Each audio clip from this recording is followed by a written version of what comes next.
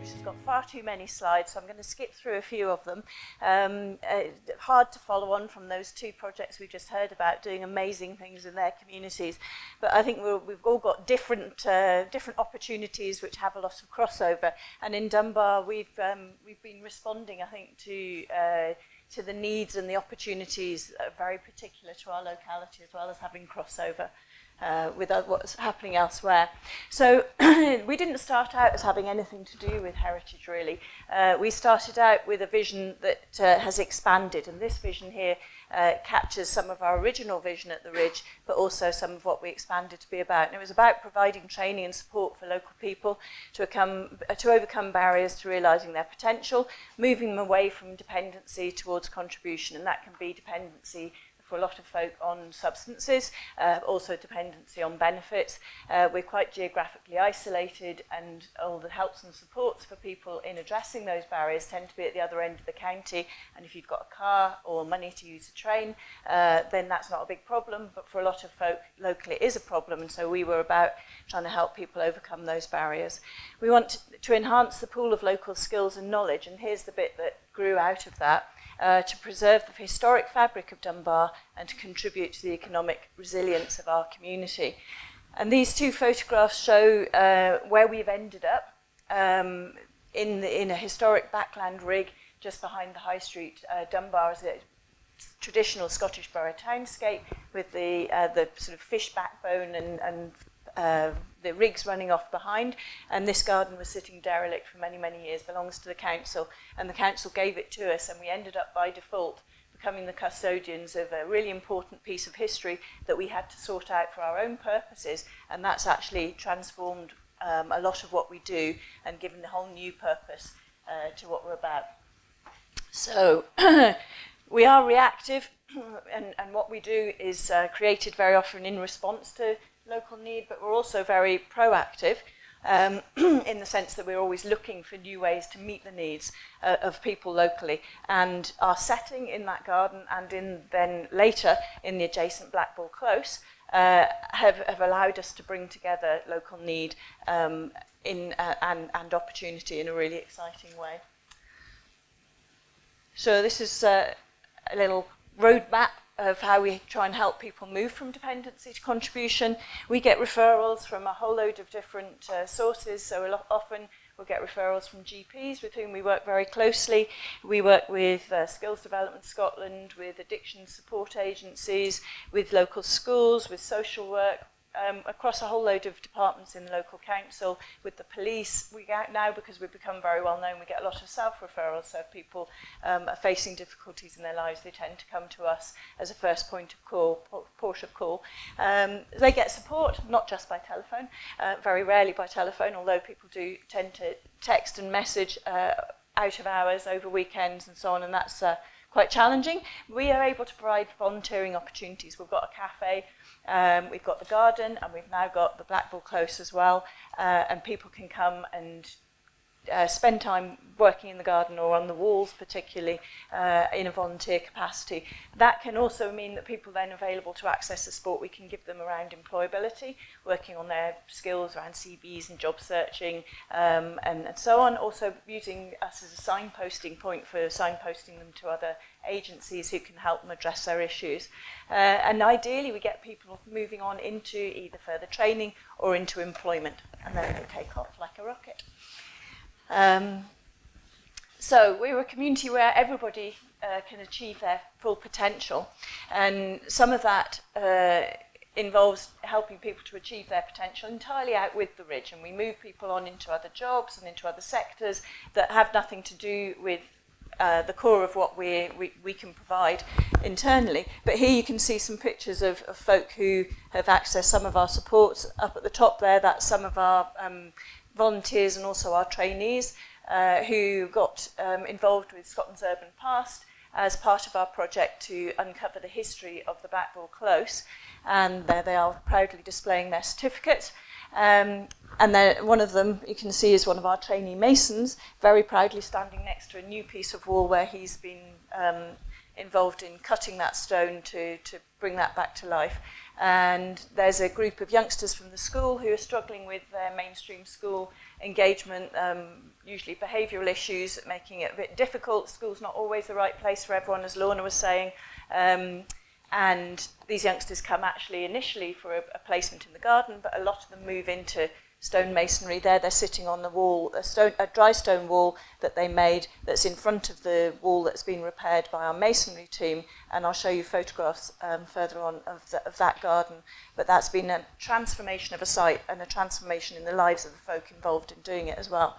Further over, this is a parallel project where we have a lot of food-related projects around life skills, trying to give people skills in budgeting, nutrition and cooking, and also providing free food for people, a lot of whom are really struggling on the universal credit and changes to benefits at the moment. Down here, this was an amazing sponsored walk that volunteers just decided they wanted to do because they were so excited about the sanctuary garden that we were creating. They wanted to give something back. So they organised, completely independently of us, a sponsored walk, and they walked, I think, maybe 5 miles and raised over £800 for a water feature. So we're at the moment trying to restrain them a bit on the planning, the design of the water feature. The stonemasons are quite excited and envisaging, I think, Trevi fountains. They get quite a lot for £800, but yeah, there's going to be an exciting water feature coming out of that. And there again, garden volunteers and the trainees from the masonry side of things, restoring the medieval walls. So, I'm not going to dwell on this, but this is basically just to give you an idea of some of what the Ridge tries to achieve. We provide training and support around employability. We provide practical supports for more vulnerable members of the community to try and help them to fulfil their potential. We've developed this strand of what we do around protecting our local built heritage, and David was talking at the beginning about developing skills and knowledge to be able to do that. There's a real dearth of skills locally in Dunbar around traditional stonemasonry and traditional joinery, and we've got a beautiful conservation area that's fallen into major disrepair, and there just aren't the skills locally to deal with that. And so you look around and you see the repairs that have been made that are often really inappropriate and causing problems. So we're about trying to move people's individuals' lives forward by giving them an opportunity where they wouldn't have had an opportunity to acquire skills and to get into paid employment with us, but also that's providing ongoingly for the community a pool of skilled people to be able to take care of our conservation area. We're also developing business uses for some structures. The Blackball Close is really exciting. If anybody's interested, we've got the boards from our community consultation where we looked at options for reuse of the Blackball Close, which you'll see pictures of in a minute. And part of that is about creating business opportunities to make money, to be able to sustain what we do, but also to allow other people to come and develop their own businesses that will give life and longevity to the use of the old buildings there. So that will have an impact on the wider economy, and we're acting as if you like, as a sort of seed in the local community in terms of optimism. It's really interesting to see how much despair there was locally about the state of the built environment, the historic built environment, and people never thought that the Blackball Close would ever be anything other than a ruin, and they felt the same about a lot of other buildings that actually people really value and are really important to local history, and there's a lot of desperation to see some of those buildings regenerated and brought back into use. And seeing what's happening with the Blackball Close, there's now an energy and a belief that things can actually change, and that it's not just going to be people sitting around bemoaning the fact that, oh, wouldn't it be lovely if, but it never will be. It's actually happening in Blackball Close, so it can happen elsewhere, and look, here are the people with the skills to do it.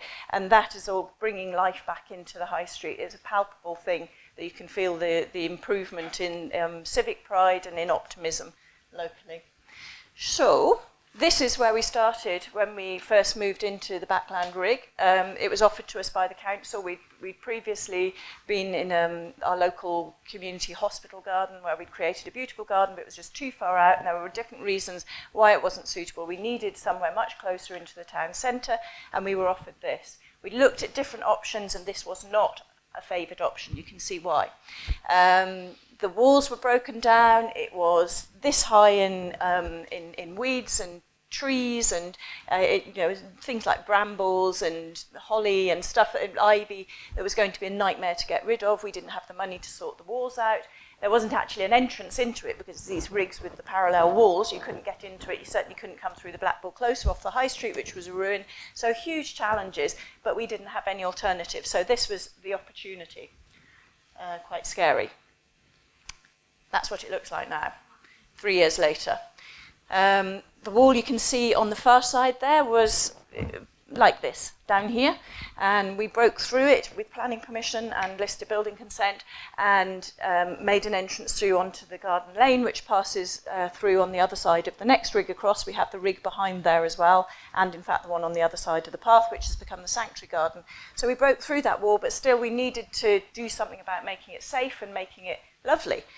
We wanted to create a really high quality garden where people felt that they were involved in something really valuable and really prestigious. And so, and we have actually found that's been a really important part of what we do, that if we create something beautiful and of high quality, the folk involved in it get a huge thrill from that and a huge boost to their sense of self-esteem. And mental health is a massive issue for almost everybody that we work with. So I spoke to somebody, I think in grants at Historic Environment Scotland, and said, can you help us? We've got an old wall. And they said, no, not really. So we went away and sort of scratched our heads a bit, and somebody kept mentioning a name of somebody who was in the technical side, Roger Curtis, and eventually I managed to track Roger down and said, would you be interested in helping with this? And he said, no, not really.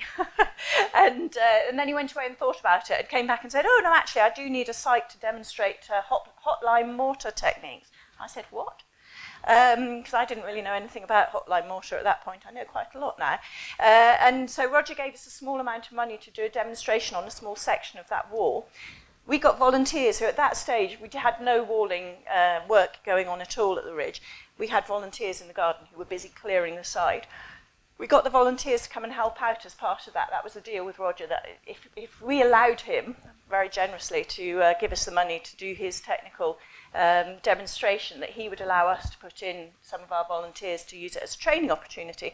And the change in their lives was absolutely extraordinary. We get people to evaluate themselves over a whole range of physical and mental health issues, and the charts for the folk involved just went like that. And it was absolutely beautiful. These are guys who are known ne'er-do-wells in the town, who have got criminal records, who are troublemakers, falling into police vans at the weekend and bashing other folk, and people who are used to being despised because of how they've behaved, then getting folk coming and looking at this wall. So people from the community council, visiting folk from limes, boffins from Northern Ireland and Wales and England, coming and looking at their work, members of the local community who would normally shake their heads and walk away from them, stopping and saying, this is amazing, you're doing this. This is really skillful, and gosh, look what you're doing for Dunbar. And as I say, their charts of how they felt about themselves and therefore how they treated themselves, it was extraordinary. And we realised, after Roger actually very kindly gave us a few repeat wads of funding for moving a little bit further along the wall, that we were onto something in terms of this as a vehicle for changing people's lives. And so we set up a parallel community interest company called the Ridge Foundations.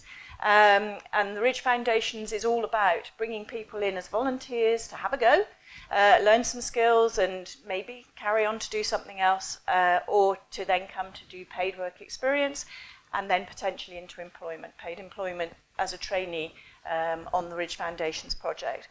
And that has enabled us to, with a whole load of different ways of funding that, including funds that are nothing to do with heritage funding, that are around employer recruitment incentives and so on. That's enabled us to continue to complete that wall and to move into other bits of boundary wall around on which you can't see there, and also to move into the Blackpool Close. long time, one slide. Because we love a challenge, we ended up here too. This is the Blackpool Close, and you can maybe get a sense of the oppressive overhang of vegetation. These very close, very small, narrow walls of the close itself, then leading into these buildings which were just stuffed with rubble, so with the collapsed ceilings and the collapsed roofs, and then on top of that, decades and decades of people just chucking rubbish in, and then trees had rooted in, ivy had grown over the walls. The whole thing was just terrifying. And this was, we were offered by the council, since you've done that lovely job on the garden, how about you do the same thing here? We know nothing about how to go about doing this, but yes, okay, why not? So now that's what that photo before this looks like this. It's been cleared. We've been incredibly fortunate in getting a lot of funding support, and it's enabled us to clear and also to carry out a parallel community engagement project, which has involved a lot of community archaeology and a lot of events which have really drawn the community in. But this was behind gates and very invisible, and has been shut off for decades and decades. But it's been an absolutely extraordinary thing for the community to be able to come in and discover what lies just off their high street, and to discover that bit of their history which has that joining up of the close buildings where people lived and worked with the rigged land behind, because there is nowhere else in Dunbar that you can actually experience that.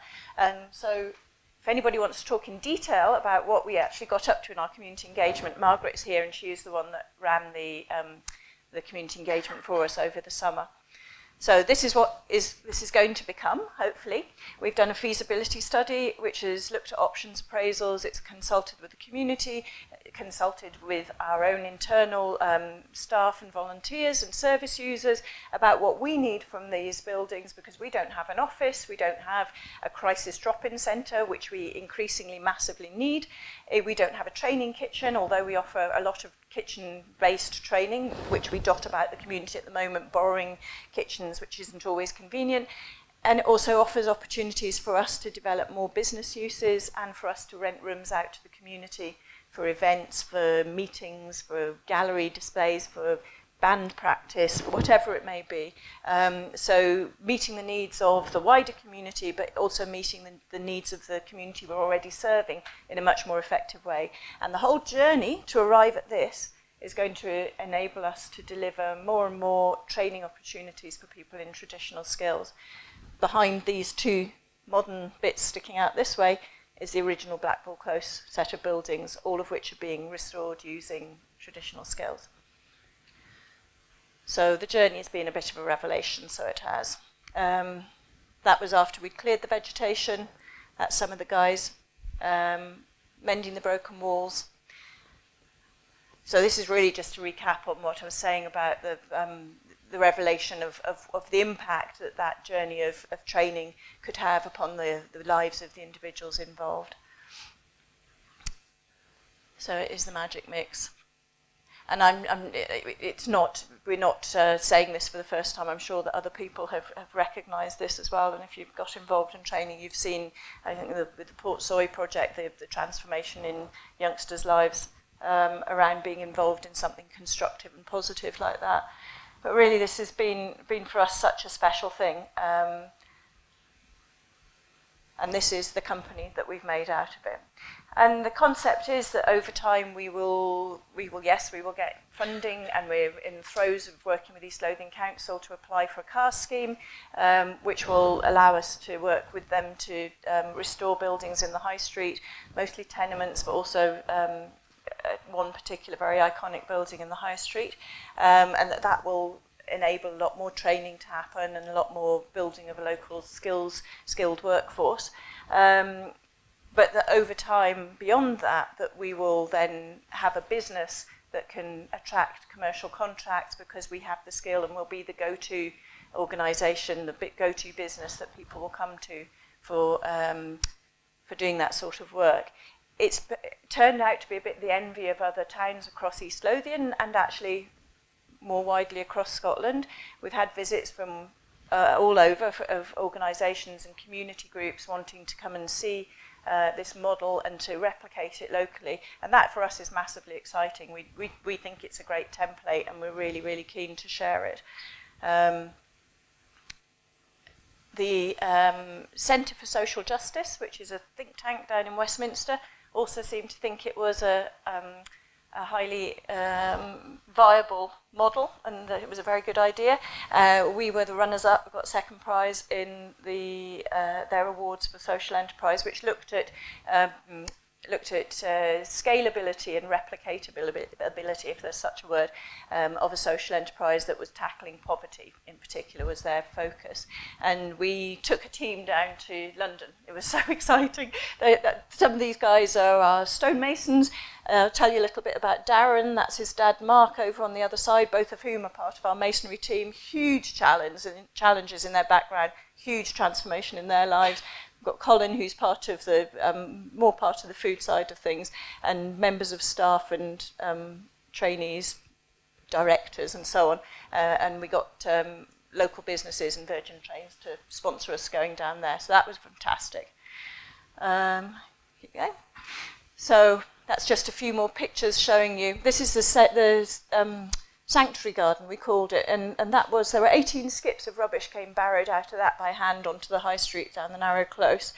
That was buried in probably about 10 foot of rubble, and we called it the sanctuary garden. It was a collaborative project between the school children who come one day a week and a dementia-friendly group locally who designed the garden and grew the plants and planted it. And the foundations team sorted out the walls. We didn't realise, because the sanctuary was really referring to the idea that just off a very busy, well, fairly busy high street, which can be quite stressful, especially if you've got dementia, and that this would be somewhere where people could come and take a breath and enjoy the garden. But we didn't realise what we were going to find in there, in the rubble, were bits of the old friary, because there's a medieval friary of which there were only 2 remaining minor pieces, but we found very definite pieces of the tracery and pillars and so on buried in amongst the rubble there, so even more of a reason that it was apt to have called it the sanctuary garden. So the Blackpool Close,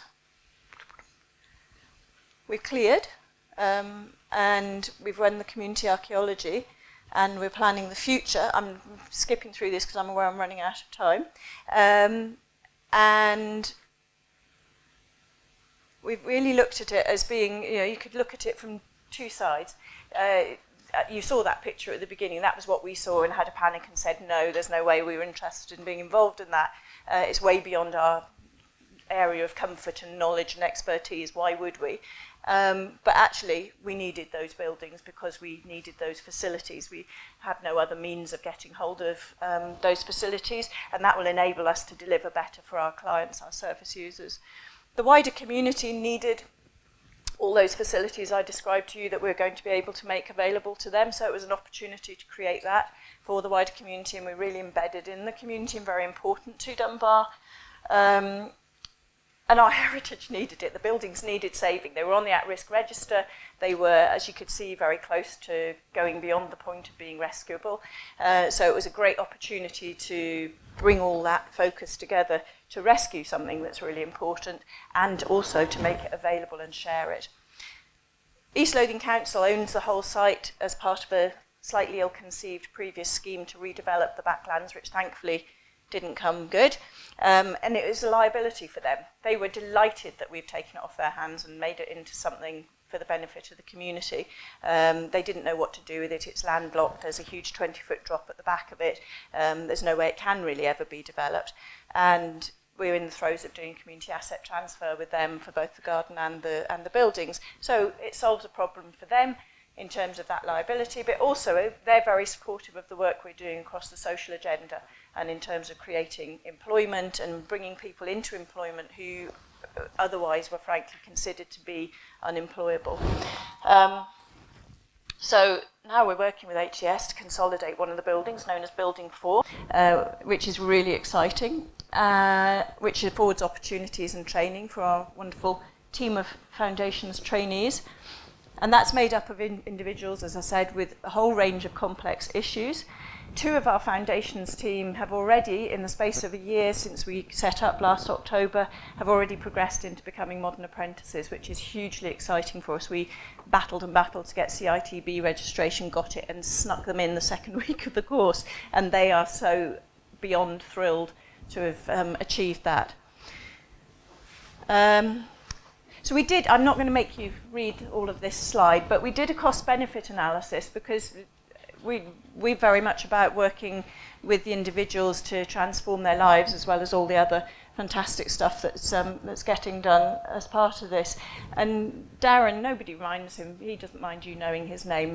Both he and his dad, Mark, are really happy for people to hear their story. And Darren, who was a bit like Lorna said about one of her youngsters who was, very head down, wouldn't look at anybody or talk to anybody. Darren was like that. He came as part of the garden team of, as they called themselves, the Naughty Boys, and he wouldn't speak to anybody. He wouldn't make eye contact with anybody. We now can't hold him back. If he was here, he'd be sort of bustling up to try and get in front of me to tell you all about how amazing it is and what he's done. And he's super proud of himself, as very much he should be. So really just to say, if you look at these figures in terms of the impact it's having on people's lives, this is an incredible opportunity to save money for the taxpayer whilst having this amazing benefit for people individually. There you go. Yes. So I'm not going to be able to do Mark's story, am I? No. Okay. So there's Darren with his stone that he carved the day he found out he hadn't got onto another apprenticeship course, but just before we found out we were able to send him on one, and that was his therapy.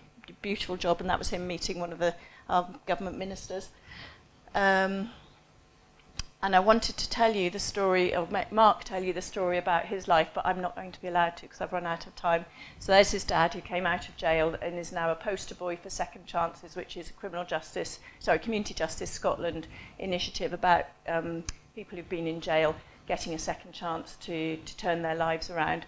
And he talks about the impact that being involved with the Ridge has had on his life. And you can see him. He's just had a high plaudit from Roger Curtis, who came to see the work he's been doing there in the Blackwall Close, who said what a fantastic standard of work Mark was producing. Amazing. And that was we'll just finish there with that. That was a statement from Jimmy Wilson, who's our local community warden, who knows all these folk that we work with from years and years of working in the community. And he talks about the amazing impact that this skills training opportunity is having on people's lives individually, and then seeing the ripple effect of that out across the community, both in terms of the individual people and also in terms of the wider community. So obviously I'm not going to tell you in detail about the funders because I'm finishing up now, and there's some photos of our beautiful summer engagement. That was a long table feast. That was meeting with the minister. That was a calligraphy workshop. That was one of our finds. And thank you.